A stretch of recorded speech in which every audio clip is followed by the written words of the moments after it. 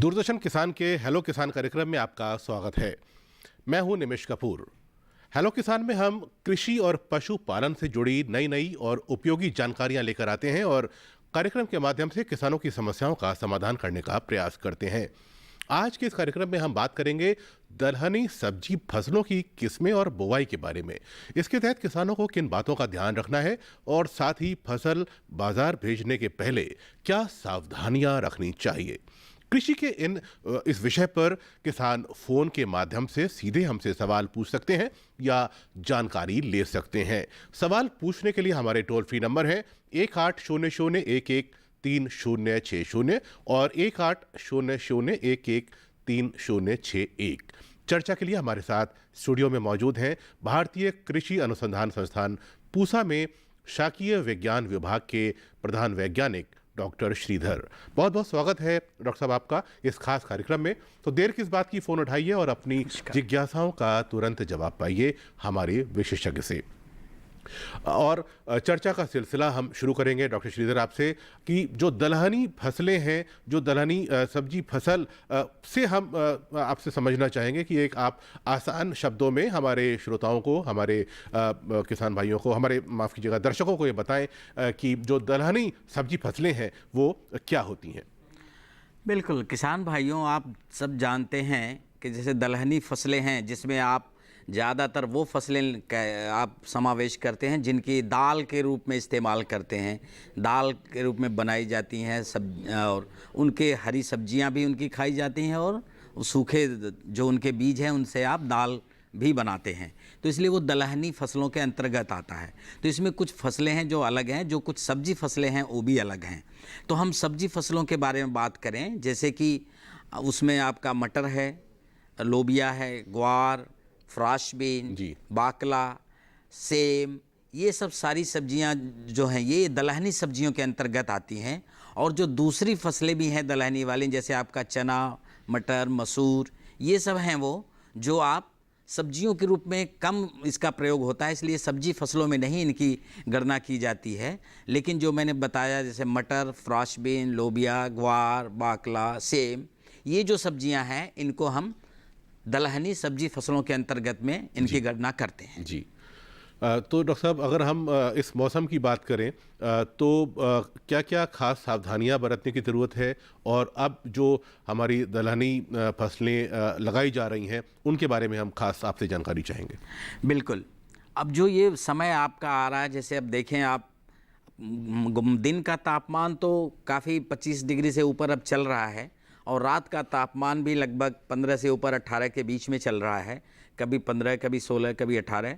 तो इस तरीके से मौसम बिल्कुल सही आ गया है, जिसकी वजह से अब आप जो ये वसंत ऋतु के बाद वाली जो फसल है जिसको हम गर्मी की फसल के लिए ले लेते हैं, उसकी खेती अब की जाती है, या जायद फसल के रूप में आप समझ सकते हैं जी। तो उसकी इस समय जो दलहनी सब्जियों की बुआई करने का बिल्कुल उचित समय है जी। इसमें सबसे तो पहले आती है लोबिया। लोबिया आप जानते हैं ये आपकी दो तरह की फसलें हैं इसमें। एक तो होती है कि बहुत झाड़ वाली होती है, जिनको बहुत सहारे की ज़रूरत है, बहुत लंबी होती हैं, पतली चढ़ती हैं, उनको मचान पे या किनारे फेंसिंग पे या आपको सहारा देने के लिए बांस के या लकड़ी के वो पिलर बना के खंबे गाड़ करके उसके ऊपर चढ़ाते हैं, तब ये फल देती हैं। और दूसरी किस्म की होती हैं जो वो बौने किस्म की होती हैं और वो ज़्यादा से ज़्यादा उनकी ऊंचाई आपको 50-60 सेंटीमीटर, 2 फीट, 2.25 फीट से ऊपर वो नहीं जाती हैं। और जबकि पोल वाली होती हैं या 4-5 मीटर, 6 मीटर तक भी जा सकती हैं। तो इसलिए ज़्यादातर किसान भाइयों को हम ये कहते हैं, चूँकि अब गर्मी का मौसम आ रहा है तो इस समय वो बौनी किस्मों का प्रयोग ज़्यादा करते हैं, क्योंकि जो ये बेल वाली सब्जियाँ हैं ये आपकी, ये लोबिया, इसको ज़्यादातर बारिश के समय में उगाते हैं, क्योंकि एक बार वो सपोर्ट बना के चढ़ा दिए तो वो धीरे धीरे उनकी फसल तैयार होती है जी। तो उस समय वो उसकी प्रेफरेंस रखते हैं। तो ये लोबिया है 2 फसल, और दूसरी एक फसल है आपकी ग्वार। ग्वार आप सभी जानते हैं ये बहुत अच्छी एक फसल है और ये सूखे को भी थोड़ी सहन कर लेती है, कम पानी में भी हो जाती है।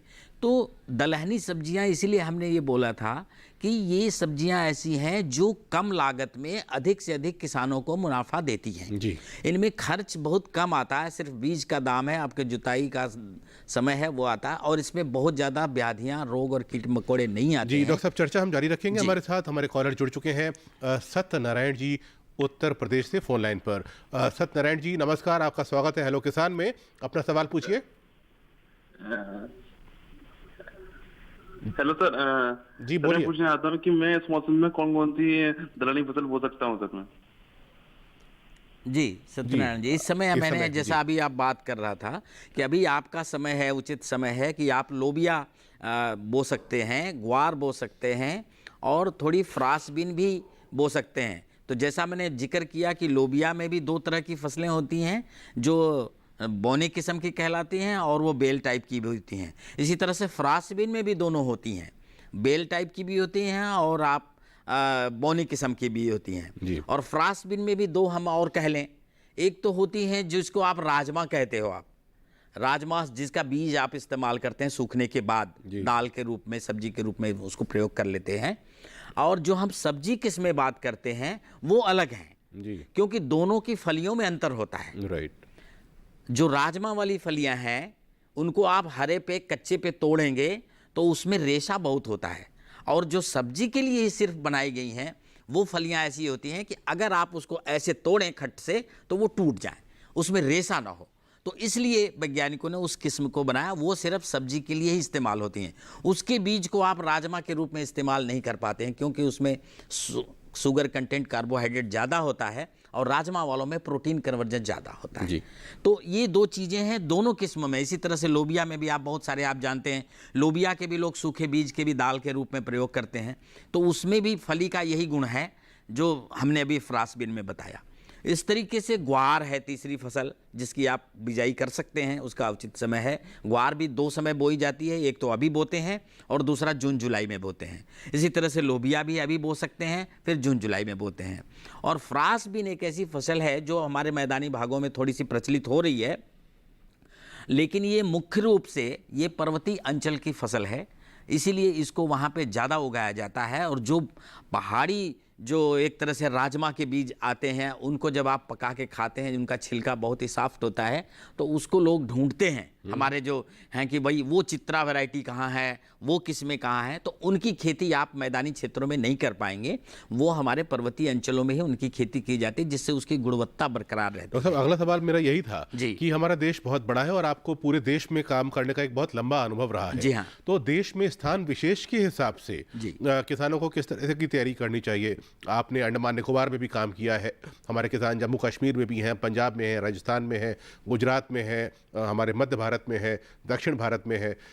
तो हमारे किसान भाइयों को स्थान विशेष के हिसाब से आप ये भी निर्देशित करें कि उनको कौन कौन सी जो दलहनी फसलों की तैयारी वो कर सकते हैं मार्च अप्रैल में। जी हाँ, बिल्कुल, बहुत अच्छा आपने सवाल पूछा है। और मैं विस्तार से थोड़ी बातें बताऊं कि जैसे मैंने अभी फ्रासबीन की बात करा था, ये फ्रासबीन है जिसको राजमा भी आप बोलते हैं, फरास फली भी बोलते हैं हिंदी में, और ये दोनों किस्में अलग हैं। आप इस बात को ध्यान रखिएगा कि अगर आपको हरी फली के रूप में मार्केट के लिए लेना है तो आप अलग किस्मों का चुनाव करेंगे, और राजमा के रूप में जो इस्तेमाल करना है उसकी किस्में अलग हैं। तो इस समय जो उसके बिजाई का समय है पर्वतीय अंचल है या लोअर हिल्स हम ये कह लें, जो पहाड़ों के जो क्षेत्र हैं नॉर्थ ईस्ट से लेके नॉर्थ वेस्टर्न हिमालयन रीजन हमारा जो है वो वहाँ पे, या फिर आपके जो साउथ में भी थोड़े ठंडे हैं पहाड़े हैं, जैसे नीलगिरी का हिल है, रत्नागिरी है और कोडाई कैनाल है, इन सब एरिया में जहाँ पे थोड़ी सी ठंड है वहाँ पे इसकी बिजाई करके हरी फलियों के रूप में इस्तेमाल कर सकते हैं। लेकिन जो राजमा के बीज लेने हैं, जो राजमा के लिए करने हैं, तो उसको भी अगर मैदानी क्षेत्रों में आप करना चाहते थे और करना चाहते हैं तो इस साल नहीं करके आप अगले साल के लिए भी सोच सकते हैं, जिसकी जानकारी मैं बता दूं कि ये उन क्षेत्रों में संभव हो सकता है जहाँ पे पाला नहीं पड़ता।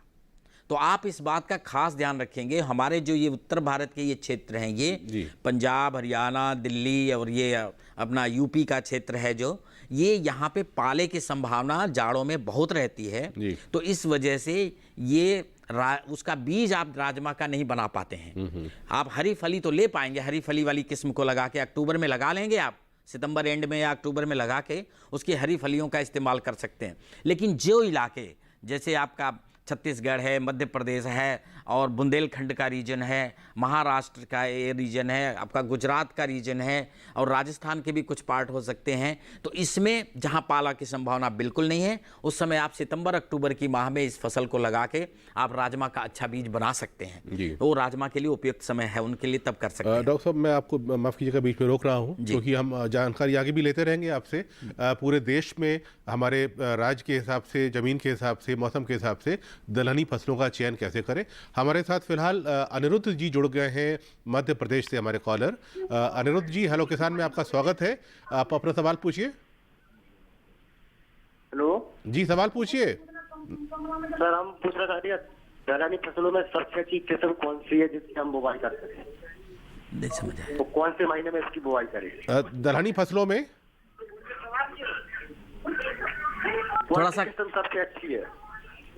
किस्म दलहनी फसलों में किस्में कौन सी अच्छी हैं, ये उन्होंने सवाल जी किया। हाँ जी हाँ, बिल्कुल। और कब कब बुआई कर सकते हैं? हाँ, अभी आपको मैं भी बात कर रहा था कि कौन सी फसलें और उनका बोने का समय कब है और वही कहाँ बात ही कब कर रहे बो थे। सकते हैं। जी। तो वही जैसा मैं आपको बात कर रहा था कि अभी मैंने राजमा की बात करी और फ्रांसबीन की फलियों की बात करी। अगर आप फली लेना चाहते हैं, फली ग्रीन फली के लिए लेना चाहते हैं, तो अभी भी जो हमारे कुछ इलाके हैं जहाँ थोड़ी सी ठंड है, क्योंकि अभी जिन इलाकों में तापमान आपका 30-35 से ऊपर चला जाएगा, तो वहाँ पे फिर आप राजमा की फली लेने में आपको दिक्कत आएगी, क्योंकि उसके फूल झड़ने लगते हैं। समझ रहे हैं, फ्लावर ड्रॉप होने लगेगी, फिर आपका मेहनत बेकार चला जाएगा। तो आप इस बात का ध्यान रखें कि अभी आपको 2 महीने के अंदर में अगर जिस इलाकों में तापमान 35 से ऊपर चला जाए, तो मैं आपको ये कहूँगा कि आप फ्रांसबीन ना बोएं, वहाँ आप ग्वार बो लें, और अगर संभव है तो आप ये लोबिया बोएं। लोबिया के लिए तो बहुत मुफीद समय है, अभी से लेके आप, मैं ये कहूँ आप मार्च में बोएं, अप्रैल में बोएं, 15 मई तक भी बो सकते हैं, फिर उधर जुलाई से लेके अगस्त सितंबर तक बो सकते हैं। बहुत इसका लंबा समय है, तो आप लोबिया बोएं, इसमें वो दिक्कत नहीं आती जो फ्रांसबीन में आती, क्योंकि लोबिया गर्म जलवायु के लिए है और फ्रांसबीन जो ठंडे जलवायु के लिए बनी हुई है। लेकिन कुछ किसान भाई जो उसके धीरे धीरे समय के हिसाब से कुछ किस्में ऐसी विकसित कर दी गई हैं, जैसे कर्नाटका रीजन है हमारा, वहाँ पे तो साल में कई बार खेती कर लेते हैं, क्योंकि वहाँ तापमान ज़्यादा जाता ही नहीं है। तो इसलिए वहाँ पे आप 2-3 फसल ले लेते हैं साल में, लोबिया की भी कर लेते हैं लोग, फ्रांसबीन भी बो लेते हैं, तो वहाँ कर सकते हैं आप।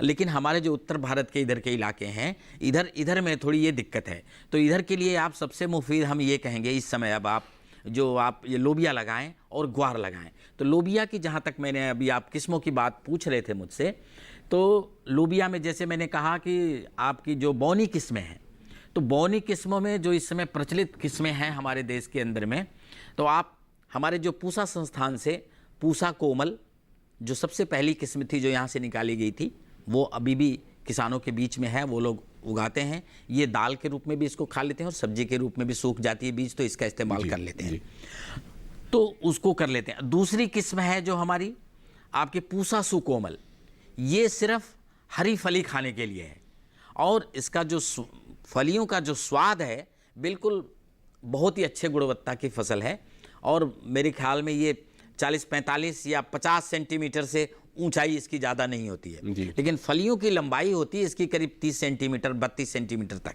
तो ये एक बहुत ही अच्छी किस्म है। इसके बाद अभी बहुत ही शीघ्र, अभी पिछले साल ही एक नई किस्म हमने और निकाली है जिसका नाम दिया है पूसा धरणी। जी डॉक्टर साहब, पूसा धरणी पर हम चर्चा आगे जारी रखेंगे। फिलहाल समय हो चला है एक छोटे से ब्रेक का, मिलते हैं एक ब्रेक के बाद।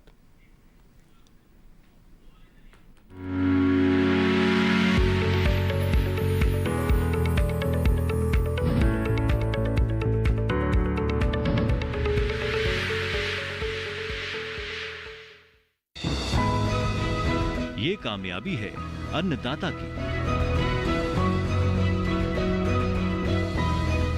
ये कहानी है खेत और खलिहानों की। कैसे करें अपने पशुओं की देखभाल। जानिए गांव-गांव के किसानों का हाल। देखिए गांव किसान सोमवार से शुक्रवार दोपहर 12:05 पर। आपकी जीवन शैली और जीने के अंदाज को टटोलता कार्यक्रम, जहां हर दर्द के हमदर्द होते हैं हम और पूछते हैं आपसे, कैसे हैं आप? कैसे हैं आप? कैसे हैं आप? जीवन को एक नए अंदाज से जोड़ता एक ज्ञानवर्धक कार्यक्रम कैसे हैं आप, रविवार सुबह 10:05 पर।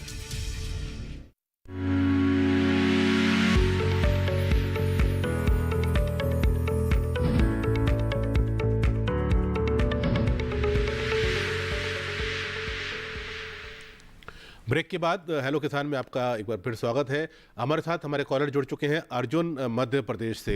अर्जुन जी आपको नमस्कार, हेलो किसान में आपका स्वागत है, अपना सवाल पूछिए। सर मैं ये पूछना चाहता हूँ। हेलो जी पूछिए। सर मैं ये पूछना चाहता हूँ, मैं सर 1-2 दिन में पपीता लगाना चाहता हूँ, तो उसमें सर लोबिया या गुआर की कौन लगाऊं?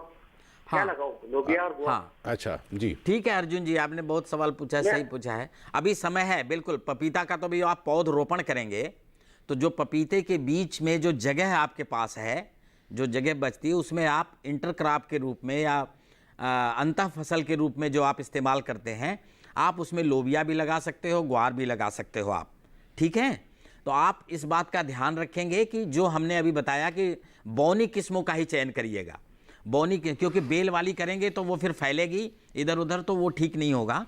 आप बेल वाली किस्मों का चयन न करें, इस समय आप बौनी किस्मों का चयन करें। तो बौनी किस्मों मैंने अभी आप नाम लिया था, पूसा कोमल मिल जाए आपको उसका बीज, या पूसा सुकोमल का, या अभी एक नई किस्म हमने अभी इसी साल रिलीज हुई है, वो पूसा धरणी बनाया है, जो उसको भी आप उगा सकते हैं। और ये किस्म दोनों सीजन के लिए है। और इसकी सबसे बड़ी खास बात यह है कि ये हरी फली खाने के लिए है और बहुत अच्छी उम्दा किस्म की है, क्वालिटी बहुत अच्छी है, स्वादिष्ट होती है, रेशे भी होते हैं, लेकिन जब आप तोड़ते हैं तो उसमें रेशा भी कम होता है।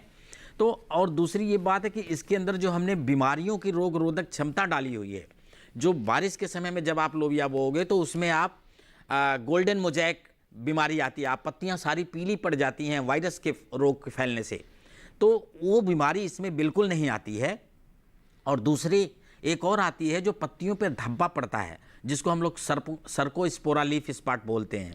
तो वो पत्तियों पे जब धब्बे बनते हैं डार्क भूरे रंग के, तो उसकी वजह से पत्तियों में बहुत सारे स्पॉट जब बन जाएंगे तो उसके भोजन बनाने की क्षमता कम हो जाती है, फिर उत्पादन भी कम होता है।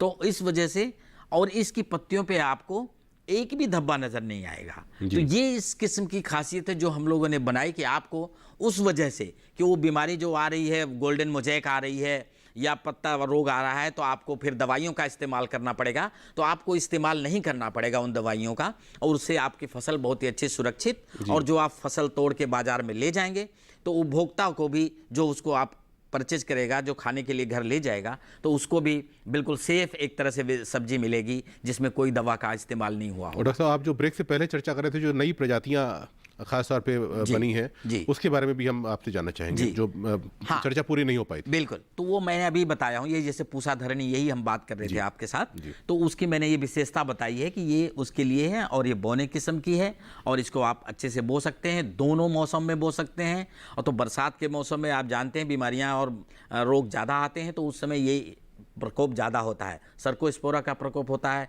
कभी कभी एंथ्रोक्नोज का भी प्रकोप होता है, और गोल्डन मोजैक का भी होता है। तो वो ये बीमारियां इस हमारी जो पूसा धरणी हमने बनाई है इस पे नहीं आती हैं। इस पे आपको कोई आपको रोग वगैरह जो जिनकी दवाओं का इस्तेमाल करते हैं उनको आपको स्प्रे करने की ज़रूरत नहीं पड़ेगी। तो इससे आप एक बार बिजाई करके अच्छे से अच्छे उपज ले सकते हैं आप, और सेफ मार्केट में आप इसको व्यापार भी इसका कर सकते हैं, जिससे कि लोग, हमारे उपभोक्ता वर्ग इसको खरीदें तो वो भी कोई उनके अंदर दवा का रेजिडुअल इफेक्ट ना हो, उससे ये आप बचे रहेंगे और इस की फसल को, सब्जी को इस्तेमाल करेंगे तो उनको बहुत ही स्वादिष्ट और अच्छा स्वास्थ्य देगा। डॉक्टर साहब, जो आपने नई प्रजातियों के बारे में बताया, उसमें ग्वार है, लोबिया है, राजमा है, दलहनी की और भी बहुत सारी फसलें हैं। तो एक तो मेरा सवाल ये भी है कि और जो फसलें हैं वो क्या क्या हैं, उसके बारे में हम विस्तार से जानेंगे। और उसके साथ ये इसकी पहुंच कैसे होती है हमारे किसान भाइयों को, हाँ। वो कैसे इसको प्राप्त कर सकते हैं, ये 2 सवाल मेरे हैं। इसके बारे में भी हम विस्तार से आपसे जानना चाहेंगे। जी, तो अभी जैसे मैंने लोबिया की बात की है, अब इसके बाद आपको मैं बताऊं फ्रांस बीन। जैसे आप फ्रांस बीन लगाना चाहते हैं तो जो हरी फलियों के लिए किस्म है वो पूसा पर्वती, पूसा कंटेंडर, जो कंटेंडर है, ये दोनों हैं जो हमारे पर्वतीय अंचल के लिए बहुत ही काफ़ी विकसित की गई हैं। वहाँ पे इसका प्रचलन ज़्यादा है और हमारे जो उत्तर भारत के मैदानी क्षेत्र हैं वहाँ भी इसको लोग लगाते हैं। इसके अलावा जो और है पर्वतीय क्षेत्रों के लिए और भी विशिष्ट किस्में निकाली गई हैं, जैसे वीएल बोनी बीन 1 है और बीएल बोनी बीन 2। ये किस्म है जो हमारे विवेकानंद पर्वतीय कृषि अनुसंधान संस्थान अल्मोड़ा से निकाली गई है। ये बहुत ही अच्छी किस्म है और बीएल बोनी 1 तो ऐसी किस्म है कि अगर किसी कारण से आप 10 दिन तक तुड़ाई ना करें, ऐसी परिस्थिति बन जाती है, बारिश हो गई, ओला पड़ गया, कुछ भी हो गया, कोई समय ना मिला किसान को और सोचता हमारी फसल तैयार है, हम तोड़ ना पाएँ, तो ये 10 दिन भी तक बाद भी आप तोड़ें तो इसमें वो रेशा नहीं बनता है। ये जैसे ही आप इसको तोड़ेंगे ये खट से टूट जाएगी ये फली और बहुत ही उम्दा क्वालिटी का इसका फली तैयार होती है। तो आप इस किस्म को लगा सकते हैं। और जहाँ ये मैदानी क्षेत्रों की बात हम आपको करें तो यहाँ पे पंतनगर से एक किस्म निकाली गई है, पंत अनुपमा जी, और पंत बीन 2, वहाँ भी 2 किस्में निकाली गई हैं वहाँ से।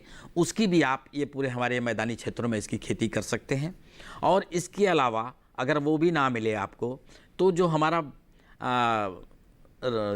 IIHR है बेंगलोर में, जो वहाँ से भी किस्में निकाली गई हैं। अर्का अनूप है, इस समय लेटेस्ट किस्म है, ये बहुत अच्छी किस्म है।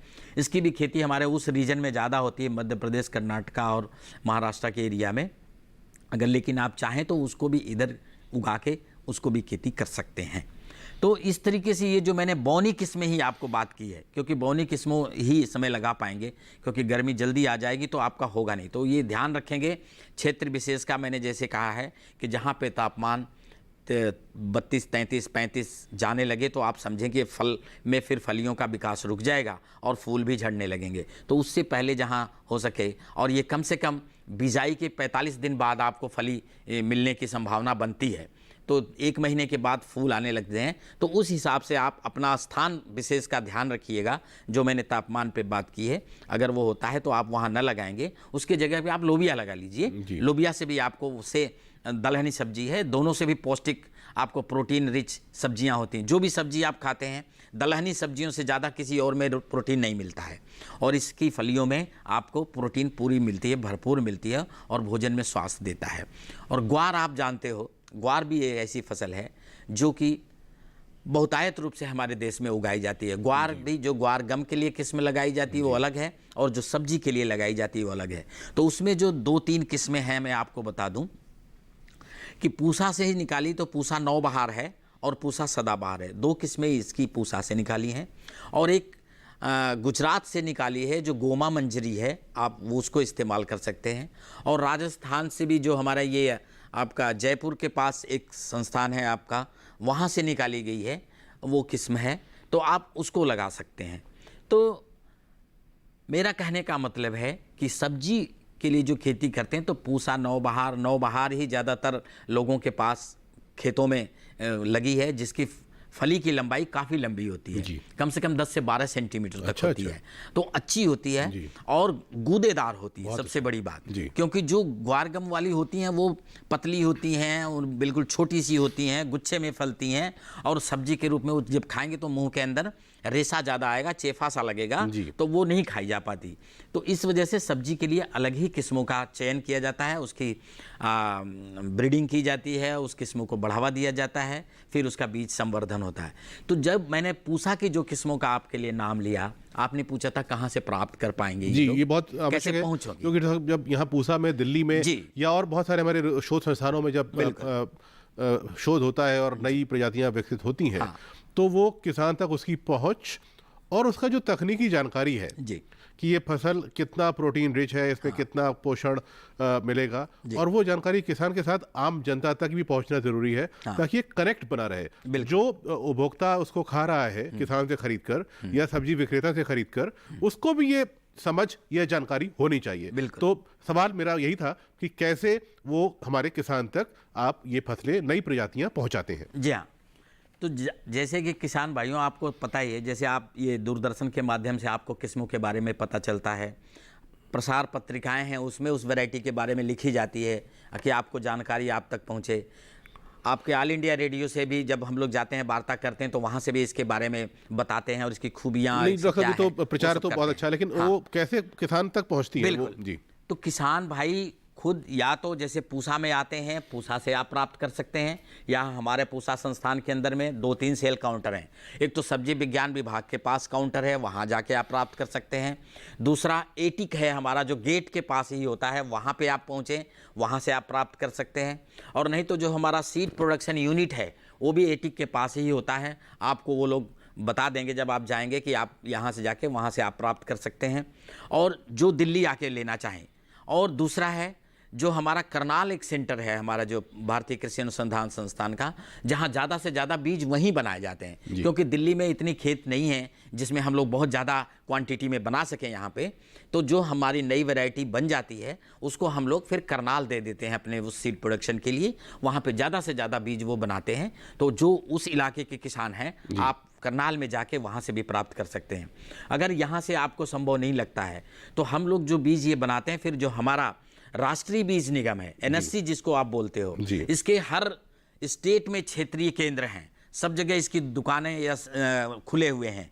तो आप वहाँ से भी जाके, हम लोग इनको अपनी बीज जो बनाते हैं नई नई किस्मों को राष्ट्रीय बीज निगम को देते हैं, ये फिर इसका बीज उत्पादन करा के अपने माध्यम से किसानों तक ये बीज पहुँचाते हैं। तो ये हमारी जो बीज किसानों तक पहुँचने की ये प्रक्रिया है, वो ऐसे प्राप्त कर सकते हैं। डॉक्टर साहब, दलहनी फसलों की एक बहुत लंबी बड़ी फहरिस्त है। जी हाँ। बहुत सारी दालें हैं, और जो सब्जी वर्गीय इसमें फसलें हैं। तो इसमें हम जानना चाहेंगे आपसे विस्तार से, जो रोग आते हैं वो आप अगर हमको कुछ रोगों के नाम और उसके निदान भी बताते चले साथ साथ, तो जो भी किसान भाई हमारे ये हेलो किसान इस समय देख रहे हैं, आपके फ़ोन कॉल्स का भी हमें इंतज़ार है। आप हमें फ़ोन भी कर सकते हैं, और आप ये भी नोट कर लें जो रोग आपके दलहनी फसलों में लगते हैं उनके निवारण आप कैसे करेंगे डॉक्टर साहब?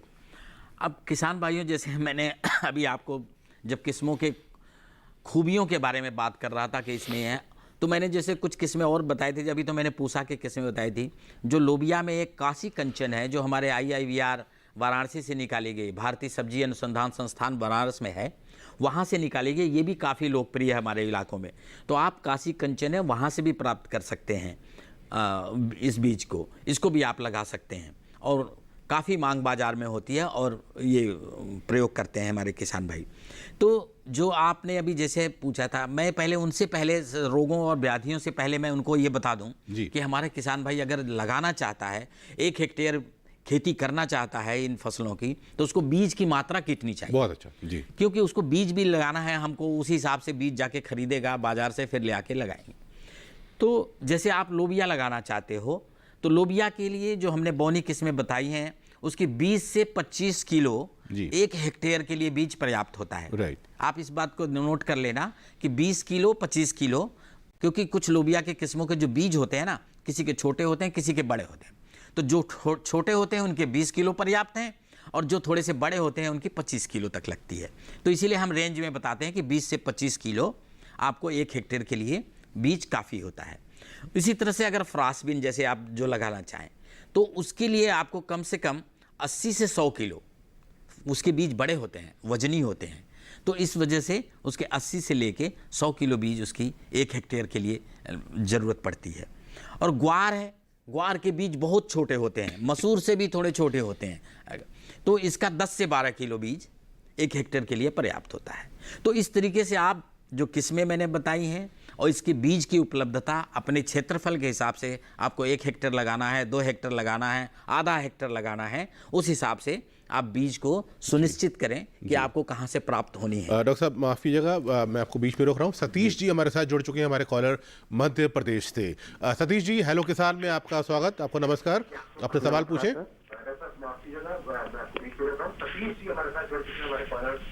सतीश जी, आप अपने टीवी स्क्रीन से जरा दूर आ जाएं, टीवी सेट को जरा धीमा कर दें, सवाल पूछिए, बोलिए। हाँ सर, ये ग्वार की फसल अपनी जो जी सतीश जी, आप ग्वार की फसल लगाना चाहते हैं? हाँ सर। हाँ, सवाल क्या है आपका? यही सवाल है? जी फोन हाँ, कट गया है। ठीक आप ग्वार की ठीक है फसल सतीश लगाना जी, चाहते हैं? हाँ, सतीश जी, आप ग्वार लगाना चाहते हैं तो मैंने आपको बताया था कि इसकी 2-3 किस्में हैं मध्य प्रदेश से। जैसे आपको पूसा नवबहार आपको मिल जाए तो वो बहुत अच्छी है, उसको आप लगाएं। और लगाने के लिए मैंने बीज दर भी आपको बताया था, 10-12 किलो 1 हेक्टेयर के लिए चाहिए। और जो इसकी लगाने की विधियाँ हैं, जो इनकी कहते हैं कि बुआई कितनी दूरी पे करें, ये भी तो ज़रूरत पड़ती है आपको। तो एक और इससे सावधानी मैं आपको बताऊं कि जब भी आपको कोई भी दलहनी सब्जी की खेती करनी है तो आप पहले खेत की भली प्रकार जुताई करें। जुताई करने के बाद अगर आपके पास संसाधन मौजूद हैं, सड़े गोबर की खाद आपके गाय बैल भैंसों से जो आपके घर में अगर उपलब्ध है तो 10-12 टन हम लोग बोलते हैं कि 1 हेक्टेयर में डालें तो बहुत ही अच्छा उपज देती है, ग्रोथ भी अच्छी होती है। अगर वो है तो आप ज़रूर डालें, अपने खेत में डालना भी चाहिए। और इसके बाद अच्छी सी जुताई करें और फिर उसमें पानी लगा दें। पानी लगा दें और फिर देखें जब जुताई करने लायक हो जाए तब आप उसकी जुताई करें।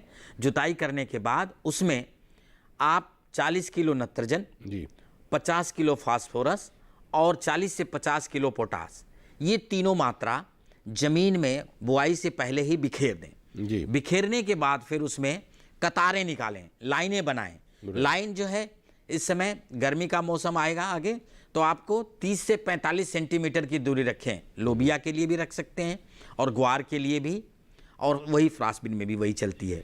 तो 30 से 45 सेंटीमीटर आप लाइन से लाइन की दूरी रखें। और बीज जब उसमें बोएं, बहुत ज़्यादा घना ना बोएं क्योंकि आपका बीज फिर बेकार चला जाएगा। तो 10 से 15 सेंटीमीटर हम पौधे से पौधे की दूरी रखते हैं, तो उस हिसाब से आप थोड़ी बिजाई करें, थोड़े से दूर दूर पे, तो उस तरीके से आपका बीज भी बेकार नहीं जाएगा और आपका उचित फासले भी पौधे से पौधे की बनी रहेगी, जिससे पौधों को बढ़ने में सहायता मिले और अच्छी फलत देने के लिए वो आपके लिए तैयार हों। जी सर, अभी वक्त हो चला है एक और छोटे से ब्रेक का। मिलते हैं इस ब्रेक के बाद।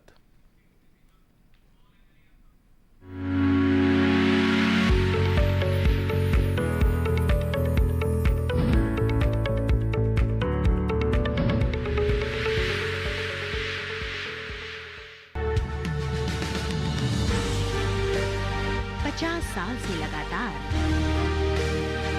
कृषि दर्शन है आपके साथ। खेती की नई तकनीकों से लेकर किसानों की हर समस्या का हल, जारी है कृषि दर्शन का ये सफर। किसान चैनल के साथ सोमवार से शुक्रवार शाम 5:30 पर।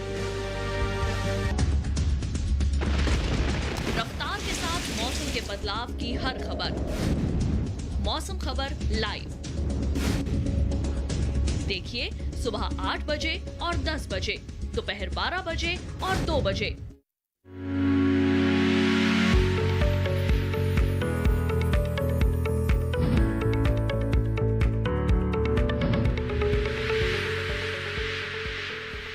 जी, ब्रेक के बाद हेलो किसान में आपका एक बार फिर स्वागत है। हमारे साथ हमारे कॉलर जुड़ चुके हैं। हेलो, इंद्र सिंह जी मध्य प्रदेश से। इंद्र जी, आपका स्वागत है, नमस्कार हेलो किसान में। आप अपना सवाल पूछें। नमस्ते सर, मेरा प्रश्न ये है कि जो दलहन सब्जी है उनको क्या जैविक तरीके से किया जा सकता है और ये कितने प्रकार की होती है और इनका खातरीबंद बीज जो है कहाँ पूसा से मिलेगा, कहाँ से मिलेगा? जी, ये मेरे 3 प्रश्न है। बिल्कुल बिल्कुल इंद्र सिंह जी, मैं आपको ये बताऊं कि दलहनी सब्जियां ऐसी हैं जिनको आप बेशक ऑर्गेनिक तौर पे उगाइए, मैं तो ये कहूँगा, क्योंकि इसमें बहुत ज़्यादा रोग और व्याधियां नहीं आती हैं। ऑर्गेनिक जब आप खेती करते हैं तो उसमें रोग व्याधियां परेशान करती हैं और उसकी वजह से आप कीड़ों का निदान नहीं कर पाते हैं। क्योंकि इंसेक्टिसाइड आपको छिड़कना नहीं है, तो उस वजह से उनमें कंट्रोल करना थोड़ी समस्या आती है, बहुत आती है। रोगों को भी कंट्रोल करने में मुश्किलात आती है। तो जो हम ये दलहनी सब्जियां कह रहे हैं, ख़ास तौर से इस मौसम में, तो इसमें रोगों का और कीटों का प्रकोप बहुत कम होता है, और ये दलहनी सब्जियों में तो और भी कम होता है। 1-2 कीट होते हैं, 1-2 रोग होते हैं, उसको आप बड़े आसानी से ऑर्गेनिक जो खेती करना चाहते हैं आप उसमें मैनेज कर सकते हैं। तो आप इसको करें और करना भी चाहिए। मैं जैसे अभी बताऊं आपको, तो किस्में जैसे आपने पूछा है इंद्रसेन जी कि आप पूसा से, मैंने बताया था पूसा से प्राप्त कर लें या राष्ट्रीय बीज निगम से प्राप्त कर लें, जो भी आपके आसपास जहां उपलब्धता जैसी है। नहीं तो आप दिल्ली आके प्राप्त कर सकते हैं, करनाला के प्राप्त कर सकते हैं, राष्ट्रीय बीज निगम के केंद्रों से प्राप्त कर सकते हैं। यही उचित सोर्स है जहाँ से आपको बीज मिल पाएगा जी। ठीक है। और इसके बाद मैं आपको बताऊँ, जैसे कि अभी गर्मी का मौसम है, अब आप जानते हो फली लेना है आपको, तो सिंचाई का भी व्यवस्था आपको रखनी पड़ेगी। तो सिंचाई प्रबंधन के लिए भी ज़रूरी है। अगर आपकी भूमि हल्की है, जैसे ये बलुई है, बलुई दोमट वाली भूमि है, तो इसमें 8 से 10 दिन पे आपको पानी की आवश्यकता पड़ेगी देने को। और अगर भारी मिट्टी है तो उसमें 5 से 6 दिन पे देनी पड़ती है। तो थोड़ा सा अपने खेत के हिसाब से आप इसका भी देखना कि बिजाई करने के बाद जब ये लगभग 25-30 दिन के हो जाएं, तो उस समय फूल आने का समय होता है, तो आपको उस समय कम से कम 1 पानी आपको तो ज़रूर देने की व्यवस्था रखनी होगी जी। क्योंकि फूल आने पे और ज़मीन आपकी सूख रही है, तो फिर तो फली बनने में बड़ी दिक्कत होगी, और जो फलियां बनेंगी भी वो उसका विकास नहीं होगा, उसमें रस नहीं होगा। जो कहते हैं ना सब्जियों में रस होना चाहिए जी डॉक्टर साहब, वरना सूखी सूखी सी होगी। जी हमारे साथ हमारे कॉलर और जुड़ चुके हैं हमारे साथ फोन लाइन पर। राजेंद्र जी, हेलो। हेलो जी राजेंद्र जी नमस्कार, आपका स्वागत है हेलो किसान में। आप अपना सवाल पूछें। ये हमारे इधर, ये उत्तर प्रदेश से हम बोल रहे हैं, कानपुर से। तो हमारे इधर ये मालूम करना है सर कि हमारे इधर पर ये राजमा की दलहनी फसल हो सकती है? जी बिल्कुल राजेंद्र जी, हो सकती है, लेकिन अभी नहीं लगा पाएंगे। आपको अक्टूबर के मौसम में लगाना चाहिए, सितंबर अंत में, अक्टूबर के शुरुआत में, 15 अक्टूबर तक, उस समय आप बोएंगे तो आपको राजमा की खेती कर पाएंगे। क्योंकि अभी अब तो गर्मी बढ़ेगी धीरे धीरे ना, तो इसलिए आप अभी राजमा नहीं ले पाएंगे। अगर हरी फली के लिए करना है तो जो किस्म आपको उपलब्ध हो उसको ले सकते हैं, क्योंकि वो 45-50 दिन में आपको फली दे जाएगी। तो इसका ध्यान रखिएगा, क्योंकि तापमान उसके बाद बढ़ जाएगा तो नहीं मिल पाएगा आपको। हरी फली ले पाएंगे अगर जल्दी से लगा देंगे तो, क्योंकि मार्च ख़त्म होने वाला है। अब आप देखें इसका मौसम का ध्यान देख के करें। लेकिन आप राजमा की खेती करेंगे तो आप उस समय लगाइएगा, सितंबर अक्टूबर में जी। और दूसरी बात जो हमारे किसान भाइयों को ये बतानी है कि जैसे हमारे किसान ने पूछा था ऑर्गेनिक करनी है, तो बहुत ही अच्छा है। अब ऑर्गेनिक के लिए उसको ये चाहिए हमारे किसान भाई को कि अपने घर में जो आपके गाय बैल हैं उनके गोबर जो सड़ती है, सड़ाते हैं आप, कंपोस्ट खाद बनाते हैं। कुछ किसान भाई तो और भी एडवांस हैं जो केचुआ खाद बनाते हैं और क्या क्या खाद बनाने लगे हैं। तो अगर आपके पास खाद की मात्रा अच्छी है, खाद डालना चाहते हैं और ऑर्गेनिक करना चाहते हैं, तो आप खेतों में बेशक इसको डालें, और जितना ज़्यादा हो जी, कि हम तो नॉर्मल तौर पे 10-15 टन बता देते हैं, और अधिक है तो और बढ़िया है, क्योंकि आप उसमें इनऑर्गेनिक जो आप नत्रजन यूरिया वगैरह नहीं डालना चाहते हैं, तो आप उस सोर्स से देने के लिए पौधे को भूखा न रखना हो जी, उसलिए आपको ऑर्गेनिक सोर्स से क्वांटिटी बढ़ानी पड़ेगी, मात्रा बढ़ानी पड़ेगी। इसका आपको ध्यान देना है। कहने सुनने में तो बहुत आसान होता है। अब जैसे आप इसी बात को समझें कि 40 किलो नत्रजन आपको अगर पौधे को चाहिए, तो आपको जो आपकी ये ऑर्गेनिक सोर्स हैं, जैसे आपके सबसे अच्छी ऑर्गेनिक सोर्स बताते हैं कि केचुए की खाद है जी, और उसमें 3% नाइट्रोजन मिलता है, ज़्यादा नहीं मिलता। 100 किलो डालेंगे तो 3 किलो मिलेगा जी, और आपको 40 किलो नाइट्रोजन की हम बात करते हैं तो 40 या 120। तो इस तरीके से जब आप गुणा भाग करेंगे तो उसकी क्वांटिटी बहुत आ जाती है। जी डॉक्टर साहब, यहाँ पर एक चीज़ और, जो जैविक खेती की बात होती है कि हम जैविक खाद से, जैविक विधियों से दलहनी फसलों की क्या खेती कर सकते हैं। हाँ। यहाँ पर एक सवाल ये भी आता है, जो आपने नाइट्रोजन की बात बताई कि ये 40% नाइट्रोजन की आवश्यकता होती है, जो गोबर की खाद में उतनी नहीं मिलती। तो क्या हम जब जैविक खेती अपनाएं तो उसमें कुछ नाइट्रोजन को भी हम शामिल करें? कर सकते हैं थोड़ा, इसलिए कहा जाता है कि एकदम बिल्कुल जैविक आप करेंगे तो उपज लेने की संभावना कम हो जाती है। आपके खेतों में 3, 4, 5 साल तक लगातार जब ये कंपोस्टिंग करते रहेंगे, गोबर की खाद डालते रहेंगे, तो धीरे धीरे उसकी उर्वरा शक्ति बढ़ेगी जी। और इमीडिएट आप चाहें कि हमने थोड़ा सा हमारे पास कंपोस्ट है, खाद डाल के आपने फसल बो दी और ले लिया, तो आप देखोगे कि फसल में वो रंगत नहीं आएगी, फसल पीली रहेगी, उसकी फलियों का विकास अच्छा नहीं होगा। कारण सिर्फ यही है कि वो पेड़ भूखा है। जी, जैविक खेती में दलहनी फसलों के विकास के बारे में, इसकी सिंचाई के बारे में और इसके बाजार के बारे में चर्चा हम जारी रखेंगे। आपके प्रश्नों के भी हमें इंतजार है। फिलहाल समय है एक छोटे से ब्रेक का। मिलते हैं इस ब्रेक के बाद। आप देखते रहिए दूरदर्शन किसान।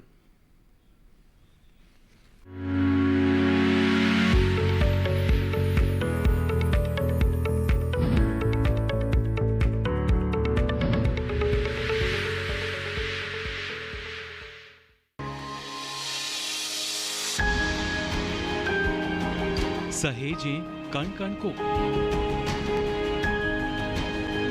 सुंदर दे रूप रंग आकार, स्वस्थ जीवन रहे जमी पर, इंद्रधनुष हो साकार। देखिए प्रकृति की ओर, गुरुवार सुबह 9:30 पर।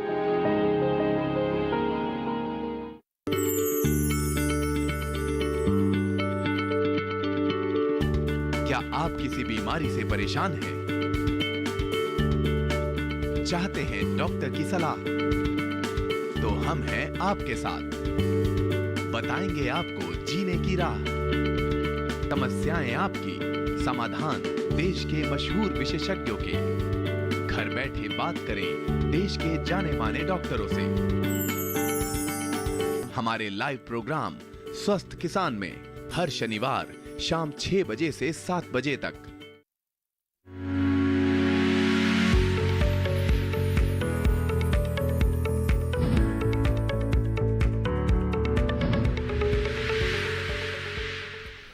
ब्रेक के बाद एक बार आपका फिर स्वागत है हेलो किसान में। और हम ब्रेक से पहले बात कर रहे थे डॉक्टर श्रीधर से दलहनी फसलों की जैविक खेती के बारे में। डॉक्टर साहब, जैसा किसान भाई, मैंने जैसे अभी बताया कि आप जैविक खेती करना चाहते हैं तो दलहनी फसल बहुत मुफीद है, इसको आप कर सकते हैं।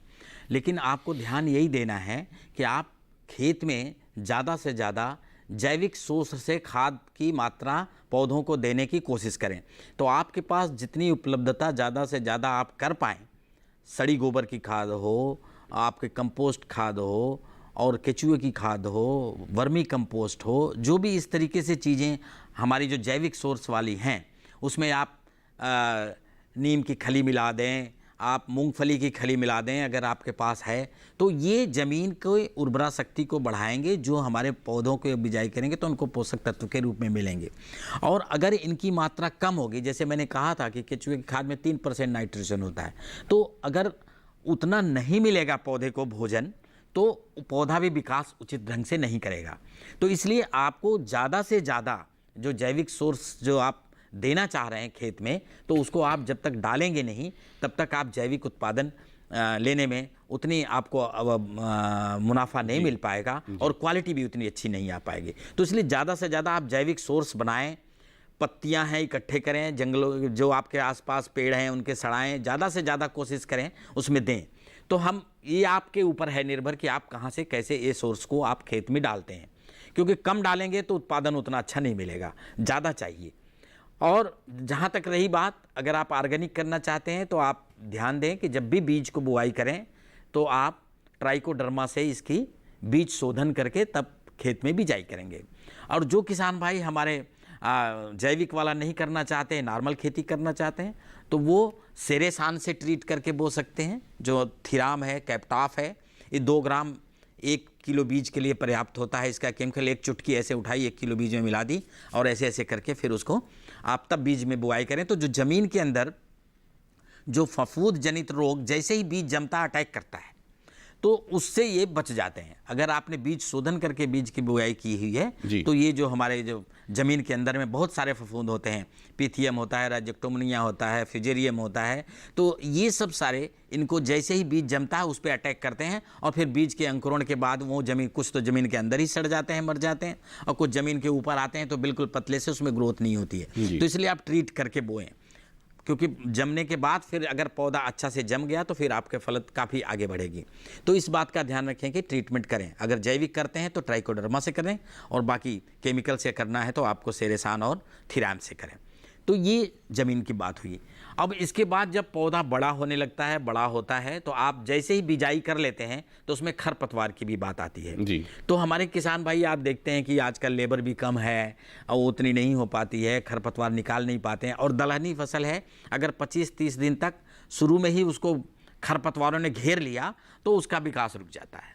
तो इसलिए जो भी दलहनी फसल आप बोते हैं, बोने के 48 घंटे के अंदर, हम ये कहते हैं अमूमन तो उसी दिन आप कर दें या 48 घंटे के अंदर कर दें, तो पेंडीमेथिलीन नाम की दवा आती है जो ये खरपतवार नाशी है जी। और इसका आपको 3 ml पर लीटर या 2 से 3 ml आप कर सकते हैं पर लीटर पानी में घोल बना के, जितनी आपने एरिया बनाई है उसमें हिसाब से, जैसे 1 हेक्टेयर में आपको कम से कम 500 लीटर पानी लग जाएगा, तो उस हिसाब से आप बनाएं और घोल बना के उसका छिड़काव करें बिजाई करने के बाद। जी डॉक्टर साहब, ये चर्चा हम आपसे आगे जारी रखेंगे। हमारे साथ हमारे कॉलर जुड़ चुके हैं, सतीश जी मध्य प्रदेश से।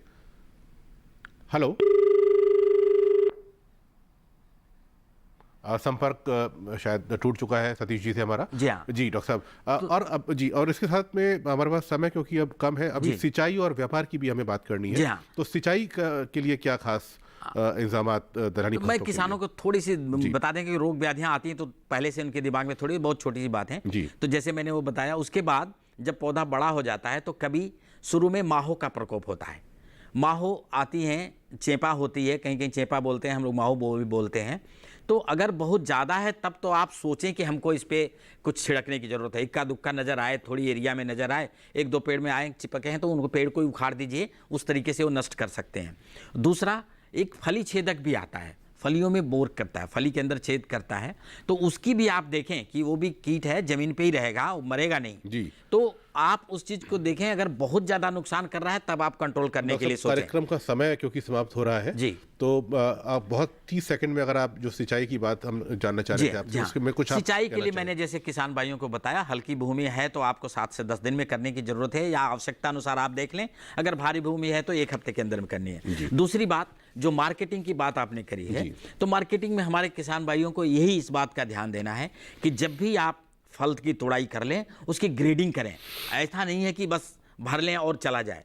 और ख़ास तौर से जैसे मैंने फ्रांसबीन की बोला है कि फ्रांसबीन में जो स्ट्रिंजलेस वैरायटी है, जो मैंने वैरायटी किस्मों की बात की है, और वो आप बोरों में भर के भेजेंगे तो वो टूट जाएंगी क्योंकि वो इसमें रेशा नहीं होता। इसी तरह से लोबिया में भी रेशा नहीं होता। तो आप बोरों में ना भर के कार्टून में भरें, कुछ उसमें भरें जिससे कि वो टूटे नहीं, सीधी सीधी रहें। तो मार्केट में जब ले जाएंगे तो उसका भाव आपको ज़्यादा मिलेगा, और बोरों में भरेंगे तो वो टूट जाएंगी, टुकड़े टुकड़े होते हैं, तो उसका दाम आपको खुद समझिए कि उतना नहीं मिलेगा। जी डॉक्टर श्रीधर, आपने तमाम जो दलहनी फसलों के लिए उपयोगी जानकारी दी हमारे दर्शकों को, हमारे कॉलर्स को, हमारे किसान भाइयों को, उसके लिए आपका बहुत बहुत धन्यवाद।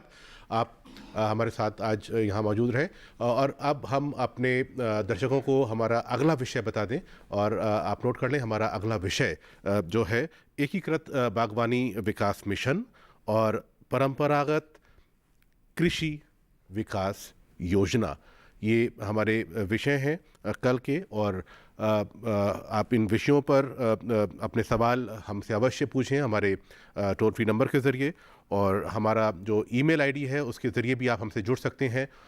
hellokisan2015@gmail.com हमारा ईमेल आईडी है। आप अपने सवाल, जिज्ञासाएं इस ईमेल आईडी पर भेज सकते हैं। जिन विषयों पर आप हमारी चर्चा सुनना चाहते हैं उन विषयों पर, और आप हेलो किसान टाइप करेंगे तो फेसबुक के माध्यम से भी आप हमसे जुड़ सकते हैं। और हमारा जो टोल फ्री नंबर है जिस पर आप डायल करके अपनी जिज्ञासाएं नोट करा सकते हैं, 1800-113060, जो सोमवार से शनिवार सुबह 6 बजे से रात 10 बजे तक खुला रहता है। और कोरोना वायरस के इस माहौल में हम आपसे निवेदन करते हैं कि अपना बहुत ध्यान रखें, अपने हाथों को पानी और साबुन से धोएं, और यदि आपको खांसी या जुकाम है, छींकें आ रही हैं, तो अपने चेहरे को, अपने मुंह को ढक कर रखें। हेलो किसान में फ़िलहाल आज के लिए इतना ही। इजाज़त दें, नमस्कार।